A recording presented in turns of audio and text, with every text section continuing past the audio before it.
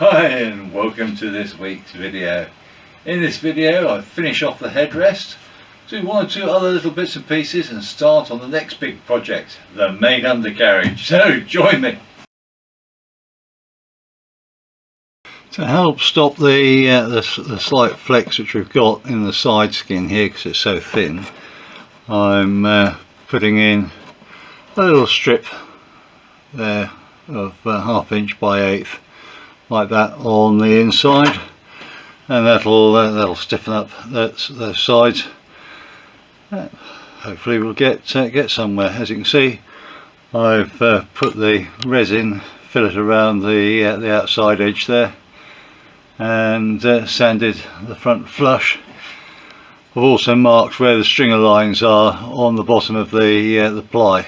So once that's all cured off, I can remove the headrest and work out where I'm going to put holes and things.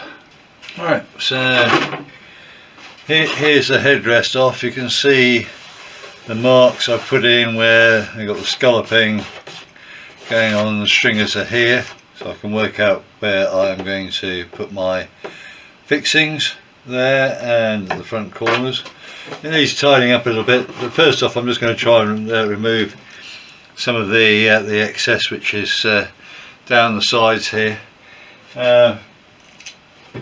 Just using a standard craft knife, and I'm just going to use a block of wood just to prop things up a little bit so I don't squash the whole thing down as I go around the edge here.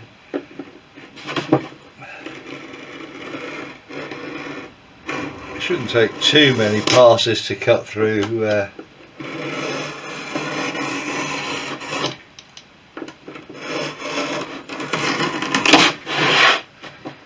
let's see.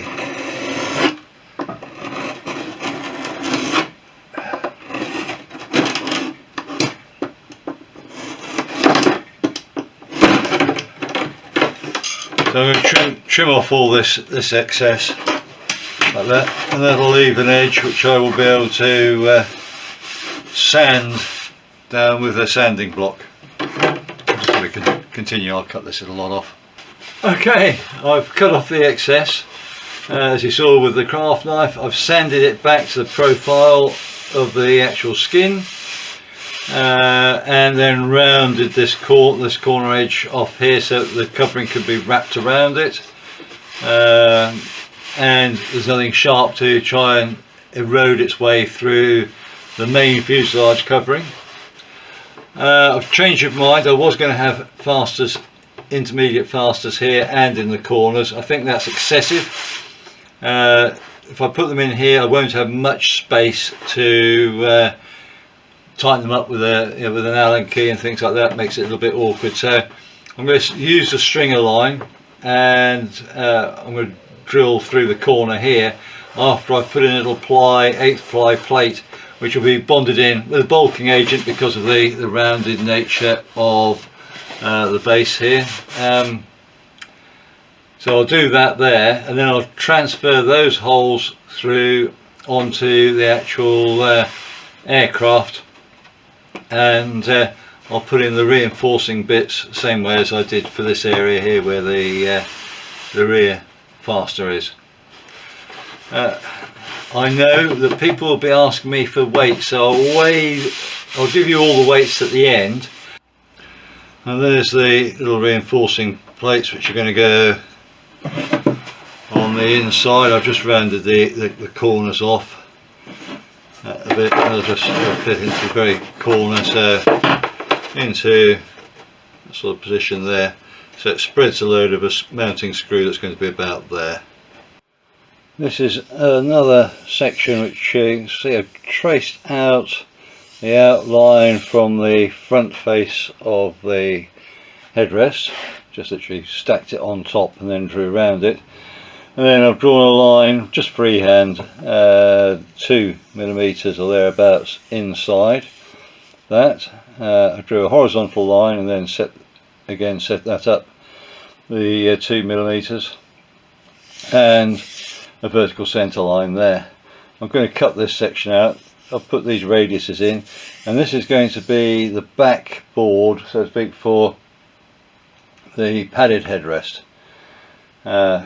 Some couple of other pieces to be made up yet to do that, but that's the initial one. So I'll cut this one out, and then I'll be cutting out one that's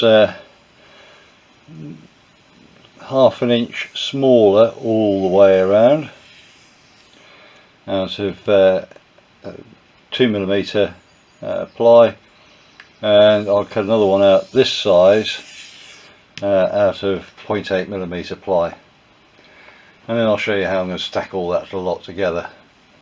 Okay, so we have the three components, so that'll be bonded to that, and then later that piece will be bonded on to there. You'll see how it all goes. I think that's really thin, 2mm and a bit of 3mm. These will have lightning holes bored into them, but the centre section will be left as this, so it won't be one big lightning hole. It will be some around the edge, but there's also going to be 3 locating pegs to go into there. Okay, so I've glued the bits together and put 3 locating pegs in holes so that it'll be able to fit and locate onto the front of the headrest. It's been varnished around the edges, not here, and this side's been varnished. I'm putting the lightning holes just to reduce the weight a bit, even though this core section's light ply. And I'm now going to cut a piece of foam or 2 just to go inside that area there, thin foam, and I'll make some thin foam inserts just to go into those holes there before gluing on some of this soft thin brown leather that I have to make the sort of the headrest section. And then once that's glued into position and things, this front section will go on,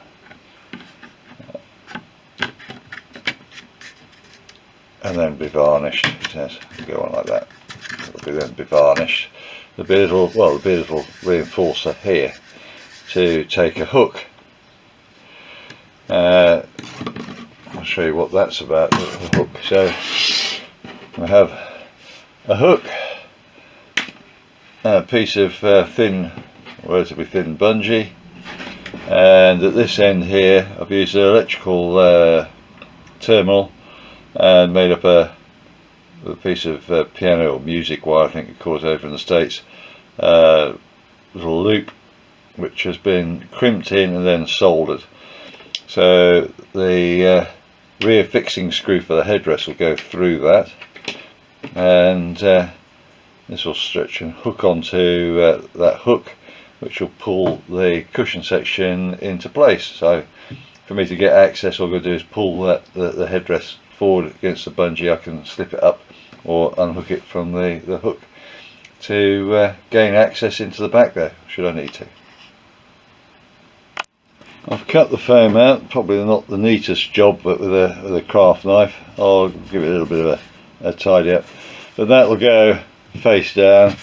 The next piece of foam will go on top of it, and I'm hoping that will sort of smooth things out a little bit. Just hoping it's going to give that extra little bit of shape, or help a little bit with the shape to make it nice sort of tapered towards the edges. I don't want to make it too thin around the edge. So there we go. I'm experimenting, not done this before. Marked around the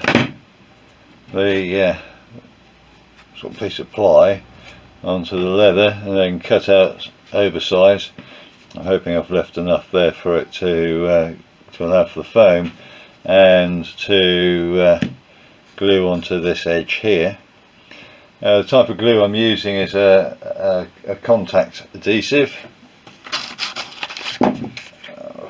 This stuff. And because it says it's wood, leather, so it should be good, one hopes. I'll apply the glue around the edge of this and around the edge of the wood, which has been varnished and things, so it should be okay. And I'll then, with the foam in position, put the foam in there, I'll put the wood down, and I'll try to get everything to go across. And then any excess on the edge there I will just cut off with a scalpel. I'll have to cut in some sort of allowances going around for the overlap going around the curves, because I don't think the leather will quite fold into that, but we'll see how we get on. I applied the glue. I put 2 coats onto the leather because it just seemed to sink into the leather to start off with, and I've just worked around. I didn't cut any slots in there. I've literally just worked it around. Really surprised I managed to get the leather to conform with that, but it's a very soft leather. So now I'm just going to, all I'm going to do is I'm going to let this harden off a little bit more, and then I'm going to run a knife blade along the edge there all the way around, and to get the excess off there. And then we can glue I'll put in my little foam inserts here and glue the face on. I think that'll be it. But I'm really impressed at how well the leather has just sort of gone into that area there. I've fitted the threaded inserts in the top stringer sections there. The doublers are already in underneath, and the whole of this decking section here has been varnished, along with the headrest having its second coat, and the actual head padded section having a coat. So while this lot's drying, I'm just going to create a second camera mount. I've already fitted one into the headrest, but I'm going to create another one. I'll show you what that looks like and what I'm going to do with as I go forward for that. So I'm going to start off with one of these camera fitting items, which has got a screw hole there to go onto a tripod that a GoPro, or in my case sort of cloned GoPros, clip into. And to start off with, all I'm going to do is I'm just going to cut across these sections here. This one's got a nice little raised centre section. I don't know if you can see that, but the centre bit in there is raised, and that's 8mm on these. They're slightly thicker on the threaded section than the other ones, which are flush. The ones which are flush, you've got less brass insert in, so that's why I prefer to use these. Also, because I'm drilling out to 8mm, when I glue this in, there's less chance of glue getting up and into the threads. But they take the sort of standard screw-in item. This is what I'm going to actually put into the lathe. And so first off, I'm just going to cut those little bits off there. Okay, there we have it. Just literally cut through those little bits there, and I've just screwed that piece into the back, and that's what I'm just going to stick in the vise. This one's broken. You can sort of see that the 2 legs there are sort of pointing against each other, so it's ideal for use in the lathe, just to turn that up. So I've turned that, so you've got a nice little oval. I've just gone over the back there with some 60 grit just to scratch up the surface to give the glue something to key into. So that little lip that's there is about 1/16 of an inch, ideal. So all I need to do now is drill a hole 8mm where I want, but I'm going to put that edge against a structural member.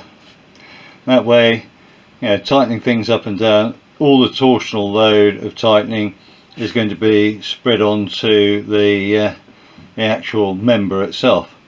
For the headrest, because it's only 32nd ply, I actually put a piece of 8th ply just to extend this out a little bit, and I didn't want that piece protruding through the wood, but to spread the load so that with the camera on it wasn't just trying to flex against that thin ply. This piece is going onto a piece of 16th, right on a really quite strong member on the fuselage, or it's quite a strong member on the fuselage, so there shouldn't be any flex anyway. Well, there's the camera mount in position on the top deck. It's off to one side, but they're behind the screen.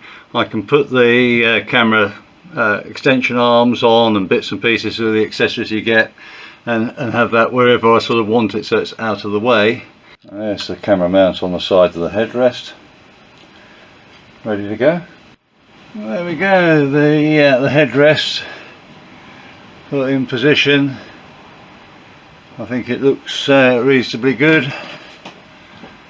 The padded section there came out I think very well for my first ever attempt at doing a leather padded section, and I like the fact I've got that little trim bead around the edge there. I think really sets it off. And that literally just pulls forward on the bungee with the hook on the back, located just by 3 little pegs. There we go. So I can put my goodies in there, my marmalade sandwich or whatever. Right, I know how some of you like to know the weight of things. So the whole fairing, cushion headrest and the bungee bit comes out at 14 ounces. This section here comes out at 7.5 ounces, and that little section over there 6.5 ounces. So there we go. Very lightweight. Yes, there's a bit of flex there, but very, very little, and in the way it's going to be operated, that's not going to happen. And that, I'm very pleased with the way that's come out with its little trim bead around the edge. First time I've played with leather making up a head cushion or any sort of thing like that. There we go. Nice experiment and a newfound skill I've got. Right, I'll crack on with something else. I've got to say, this is a section which I've been putting off and putting off and putting off. So building the undercarriage up. The original undercarriage design is aluminium tubes, and the plans show aluminium tubes everywhere, and aluminium plates for here, and build aluminium plates front and rear there, aluminium sections, tubes, and then the axles going in, all aluminium. That's not what we get. I got steel components and aluminium components, a bit of mix and match, and that's because Fisher was going over to fabricating steel undercarriages, and you can buy a built-up steel undercarriage, so welded together, and this is still sort of lined up for being bolted together. I'm not particularly keen on the idea, to say the honest truth, bolting aluminium plates onto steel and having it all be able to shake, rattle and roll. So I'm going to be making up or remanufacturing all the aluminium plates I've got, this one here and that one there, in steel, and rather than having a load of rivets, and the rivets quoted are just stainless steel rivets, I think, or aluminium. I'm trying to find them. I haven't really looked particularly closely because I'm not planning on using them. So whatever they are, I'm going to drill the holes where the rivets would be in the outer tube, and then I'm going to puddle weld onto the inner tube sections. And my first bit I'm going to build up is the shock strut going along there, which is made up out of these components.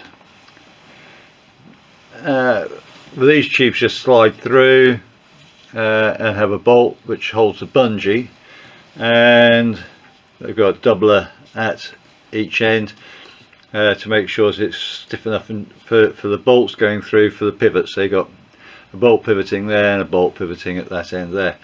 It hasn't been the outer sleeve and the inner sleeve haven't been chamfered to meet up with the other section, and that's something I will do once I've got it all put together, so I know exactly what that chamfer should be. But I'm going to use this as the basis to start making up the undercarriage cabane or V brace underneath on to the aluminium channel.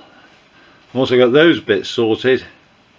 I can then sort out the front section of leg going down to these plates and start getting involved with the axle mount. Well, there are the welds in their sort of raw format, and then I just put them on the wire wheel. As with all MIG, you get a little bit of spatter, that'll come off with a file, and then I'm just filing them down, cleaning it up with a bit of 180 grit and well, a file and some 180 grit. You can just see where the welds were, but only just.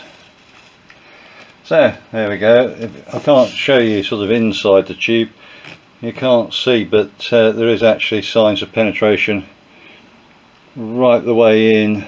You can sort of see the distortion on the inside, so I know that that's had its penetration going right in.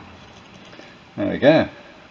So I'm just going to clean up all the welds I've done so far, and well, there they are, all cleaned up after the welding and that. So I'm just going to give them a coat of etch primer, a light coat of etch primer, which I'll take off again and refresh before I actually paint them. But I'm just going to give them a light coat of etch primer. A, it helps me see markings which I put on them, and B, as they're so clean and everything at the moment, it'll and they're quite vulnerable to corrosion, I should think. It'll just stop them from getting corroded. So I'll give them a quick light coat of acetate etch primer. Well, that's it folks. I'm sorry for the video being a bit long, but we've done a lot of things, so hopefully you'll join me in the next video. We'll carry on doing a bit of undercarriage and maybe some other bits and pieces. So see you then. Keep well. Thank you for watching. If you enjoyed the video, please hit the thumbs up. You can subscribe or even hit the little bell notification for future videos. Any comments would be appreciated, and I'll try to get back to you as soon as I can. Remember, go fly and feel the sky.